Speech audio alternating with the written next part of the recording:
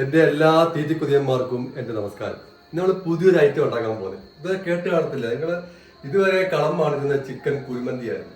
ഇന്ന് ഉണ്ടാക്കാൻ പോകുന്നത് ചിക്കൻ മധുപൂത്ത്. കറക്റ്റ് എനിക്ക് അറിയത്തില്ല മധുപൂത്ത്.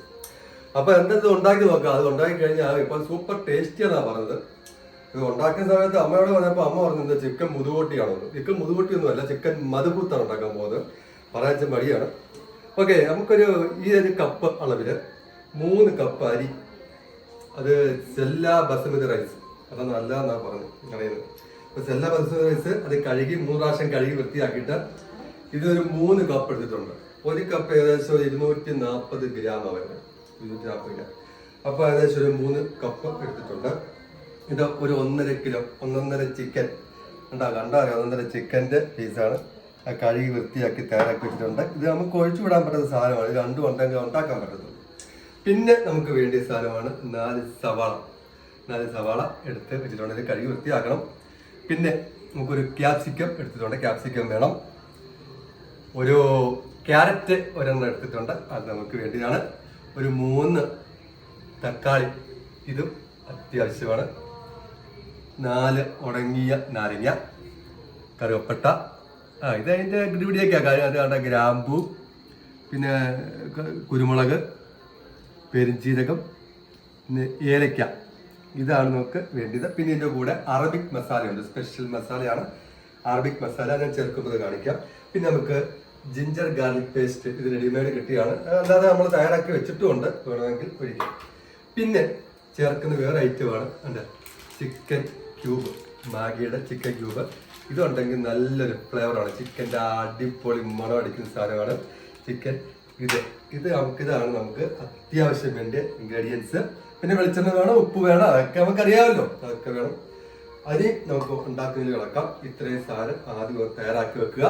ഞാനിതെല്ലാം ഒന്ന് അരിഞ്ഞിട്ട് ഇപ്പം വരാം.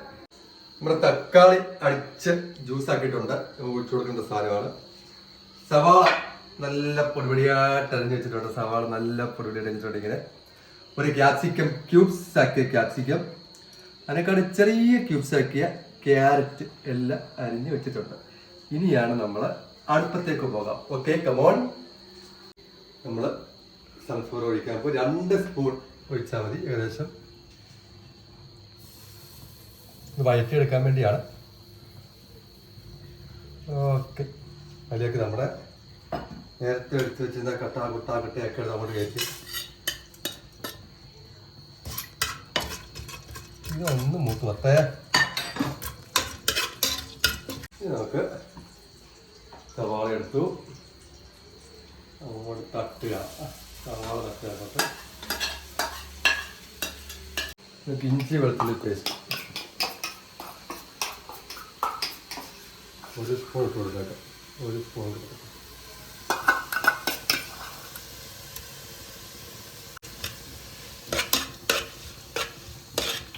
പച്ചമണമൊക്കെ ഒന്ന് മാറട്ടെ. എല്ലാവരും പറഞ്ഞ പോലെ പച്ചമണം മാറുന്നത് വരെ ഇളക്കണം.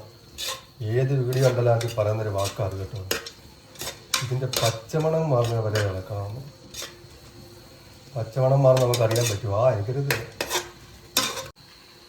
കുറച്ച് ആവശ്യം ഉപ്പ് ഇട്ടേക്കാം. ഉപ്പ് ഇട്ട് പിന്നെ വേണമെങ്കിൽ ഇടാം.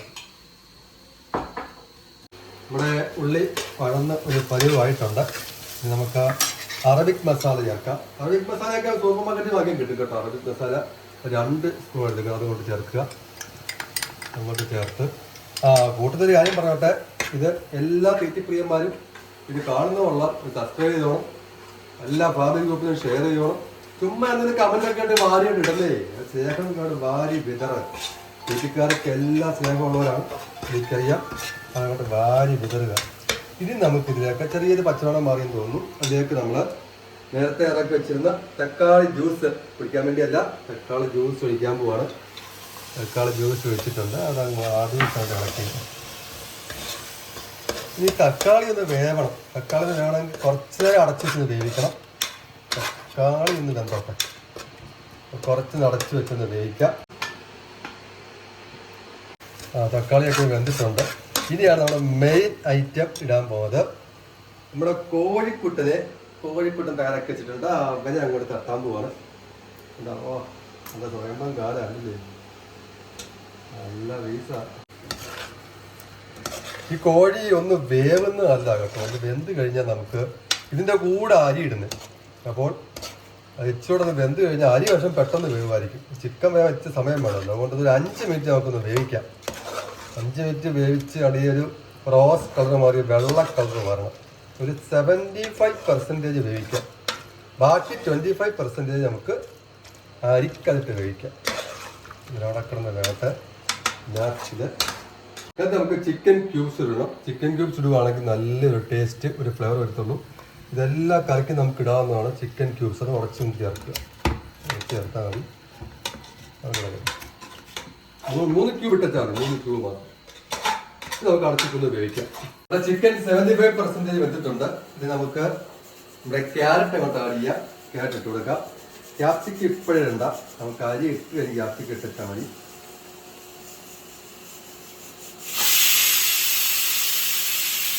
അപ്പുറത്ത് വേറെ ആളുടെ വന്നുകൊണ്ടിരിക്കുകയാണ്. ഈ ചീക്കറിയിലേക്ക് ക്യാപ്സിക്കം ഇട്ടു. നമുക്ക് അരി നമ്മൾ നേരത്തെ കുത്ത് വെച്ച അരിയാണ് ഇങ്ങോട്ട് പറ്റിയേക്കാം. ഇനി നമുക്കിതിൽ 1 കപ്പ് വെള്ളത്തിന് 1.5 കപ്പ് ചൂടുവെള്ളം, 4.5 കപ്പ് എടുത്തിട്ടുണ്ട്. 4.5 കപ്പ് ചൂടുവെള്ളം ഒഴിക്കണം. 1 കപ്പ് അരിക്ക് 1.5 കപ്പ് വെള്ളം എടുക്കണം. ഈ അളവിൽ മാത്രമേ എടുക്കാവുള്ളൂ. ഇതോടെ ഇളക്കുക. ആദ്യം നോവിക്കാൻ ഇളക്കുക. ഈ അരി പൊടിഞ്ഞു പോരും. നമുക്കിതിലേക്ക് ക്യാപ്സിക്കം ചേർക്കാം. ക്യാപ്സിക്കം ചേർത്തു. പിന്നെ നമുക്ക് നേരത്തെ എടുത്ത നാരങ്ങ, ഉണങ്ങിയ നാരങ്ങ ഇടുക. നല്ല ടേസ്റ്റാണത്. പിന്നെ ഇച്ചിരി എരി വേണമെങ്കിൽ 2 മുളക് കിട്ടുക. മുളക് നേരത്തെ പറഞ്ഞില്ലായിരുന്നു, മുളക് കിടക്കുക. ഇനി ഇവിടെ ഉപ്പ് നോക്കിയിട്ട് കുറച്ച് ഉപ്പ് കൂടെ ചേർത്ത് നമുക്ക് അടച്ച് വെച്ച് വേവിക്കുക. ഒരു 3 വിസിൽ വേണം. ഉപ്പ് നോക്കിക്കോട്ടെ.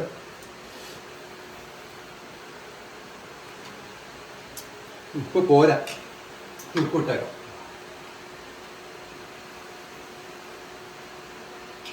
ഓക്കെ, നമുക്ക് അടച്ച് വെച്ചേക്കാം. അടച്ച് വെച്ച് കഴിച്ചിട്ട് 3 വിസിൽ വരുമ്പോൾ നമുക്ക് ഓക്കെ ഇത് തുറന്നു നോക്കാം. എന്തോ അറിയണമല്ലോ, എന്തുവായെന്നറിയാം.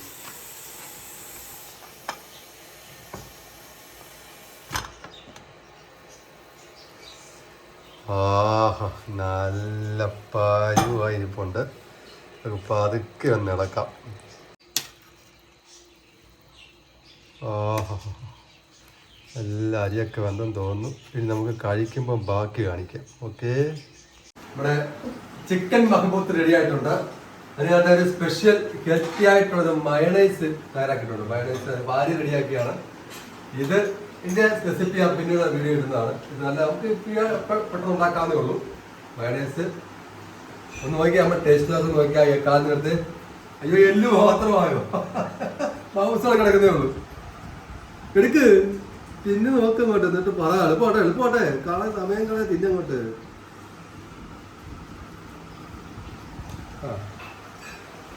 ചിക്കൻ മഹബൂത്ത് സൂപ്പർ.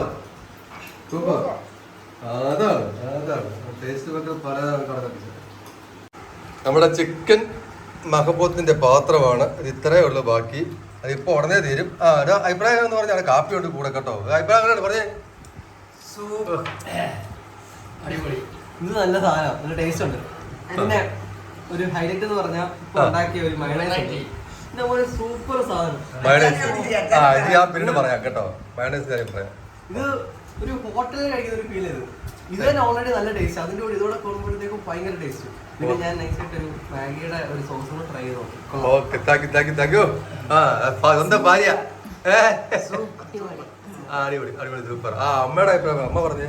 നല്ല സൂപ്പർ സാധനം. മൊത്തം നാളെ തീർത്തിരിക്കുന്നു കേട്ടോ. കഴിക്കാത്ത അമ്മ കഴിച്ചു കഴിഞ്ഞ്. സൂപ്പർ. ഓക്കെ, നീ നേരത്തെ പറഞ്ഞില്ല സൂപ്പറാണ്. എപ്പോഴും ഉണ്ടാക്കാൻ പറയരുത് കേട്ടോ, പ്രയാസമുള്ള കാര്യമാണ്. Okay, thank you for watching this video.